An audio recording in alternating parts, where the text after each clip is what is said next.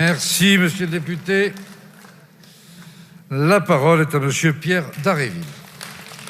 Monsieur le ministre, maman, je suis un problème, ils n'en ont rien à faire de moi. Voilà les propos d'un jeune garçon en situation de handicap de ma circonscription. Sa maman est venue m'expliquer la semaine dernière combien c'est épuisant, estimant que, je la cite, rien n'est fait correctement et demandant tout simplement qu'il ait son accompagnant.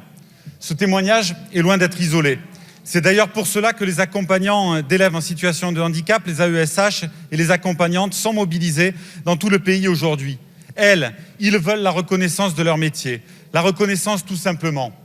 On est vraiment en colère, explique une accompagnante, parce qu'il y en a assez des temps partiels imposés, des salaires qui flottent entre 700 et 800 €, bien en dessous du seuil de pauvreté, de la précarité, de l'obligation de se démultiplier, encore augmentée par les PIAL, ces pôles de gestion de la pénurie qui contournent le droit individuel. Cela débouche sur une ambition rabotée pour ces enfants qui, comme les autres, ont droit à toute l'école. Ce sont eux qui en souffrent avec leur famille, mais en réalité, toute la communauté éducative, enseignantes et enseignants compris. C'est vrai, les mobilisations répétées vous ont conduit à prendre quelques mesures, mais qui demeurent largement insuffisantes. Les AESH demandent à exercer leur mission dans des conditions dignes et respectueuses des enfants.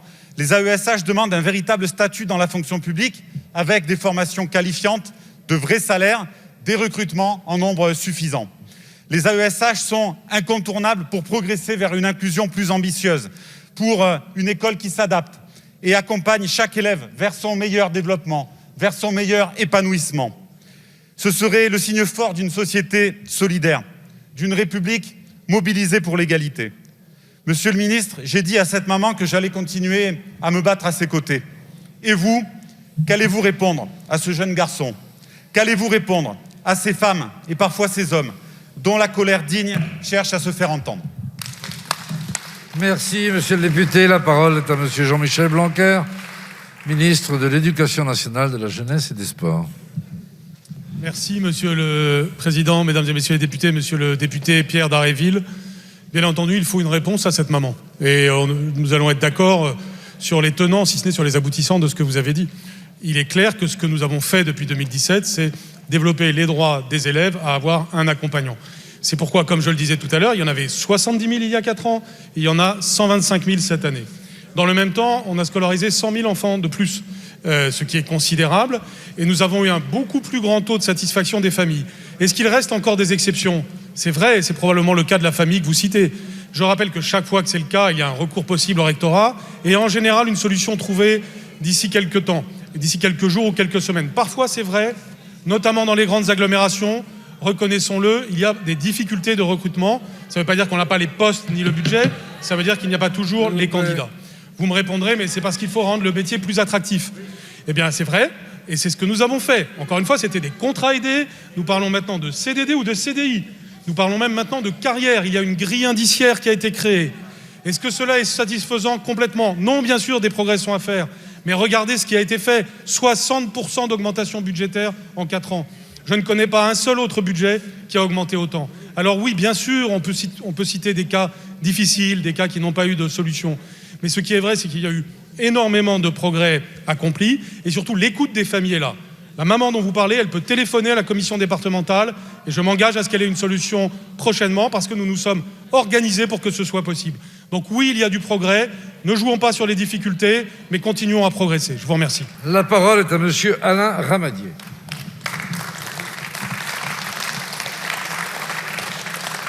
Monsieur le Président, mes chers collègues, ma question s'adresse à monsieur le ministre de l'Éducation nationale, de la jeunesse et des sports.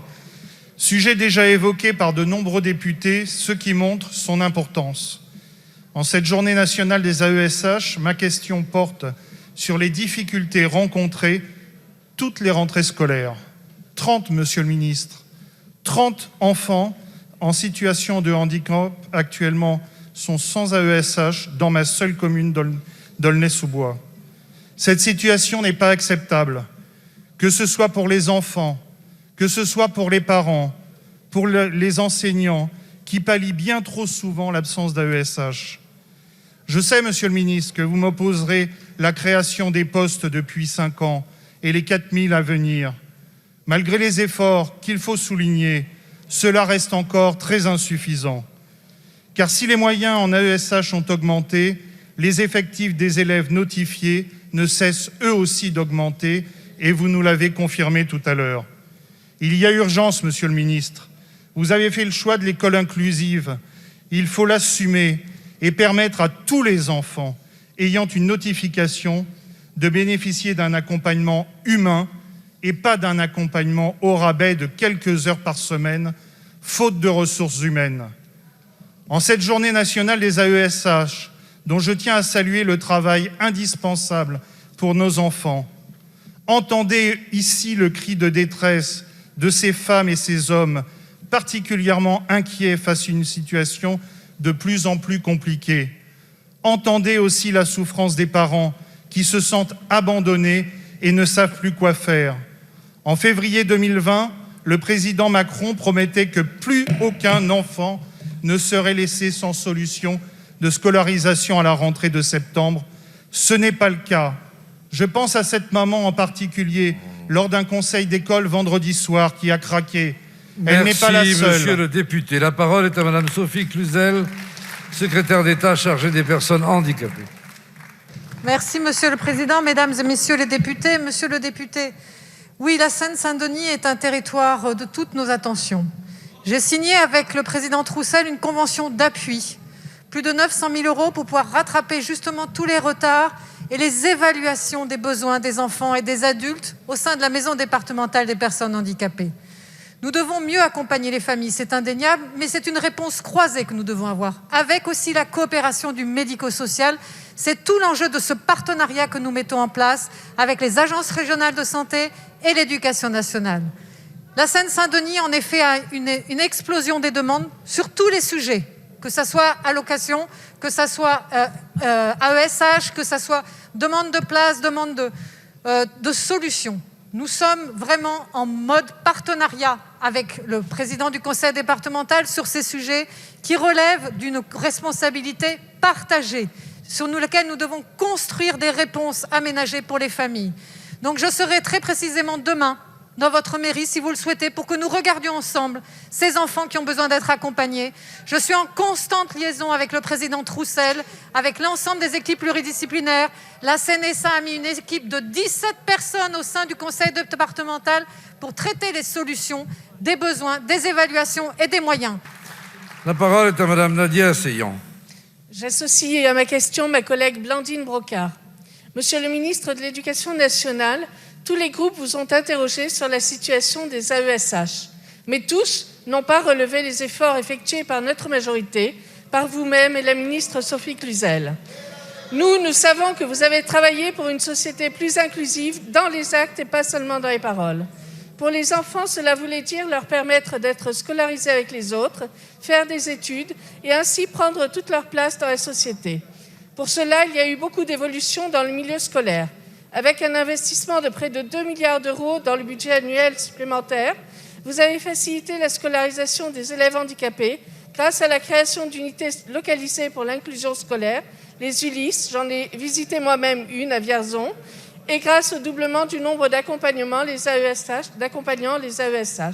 Cette année, 400 000 élèves, vous l'avez dit, en situation de handicap sont scolarisés, soit plus 19% en 5 ans, et 125 000 AESH les accompagnent, soit plus 35% en 5 ans.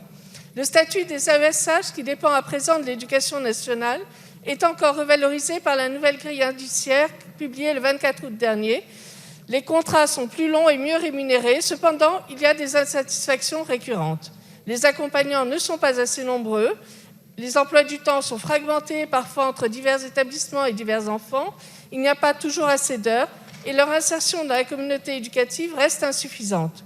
Monsieur le ministre, en lien avec la ministre Sophie Cluzel, quelles évolutions envisagez-vous pour ces nombreux accompagnants qui ont une présence indispensable auprès des élèves en situation de handicap et comment peut-on mieux accompagner les familles? Pour les enfants qui ne sont pas scolarisés se pose une autre question. Les familles bénéficient du complément de mode de garde majoré de 30% jusqu'aux 6 ans de l'enfant. Quelle solution peut-on leur apporter lorsque l'enfant grandit et que la scolarisation semble impossible? Merci madame la députée. La parole est à monsieur Jean-Michel Blanquer, ministre de l'Éducation nationale, de la jeunesse et des sports. Merci, Monsieur le Président, Mesdames et Messieurs les députés, Madame la députée Nadia Assayan, je vous remercie pour cette question et cette récapitulation de ce qui a été fait. Parce qu'en effet, vous pouvez l'affirmer, cette majorité est la majorité qui a fait le plus pour la scolarisation des élèves en situation de handicap, et de très loin. Et ça se mesure budgétairement, ça se mesure par les chiffres que vous avez rappelés. Donc, rappelons-le, parce que cette pente est évidemment la bonne, et je pense que normalement, elle doit faire l'unanimité. Rappelons qu'il y a une philosophie derrière cela. Elle a été affirmée par le président Jacques Chirac dès les années 2000, quand il y a eu les premiers progrès en la matière.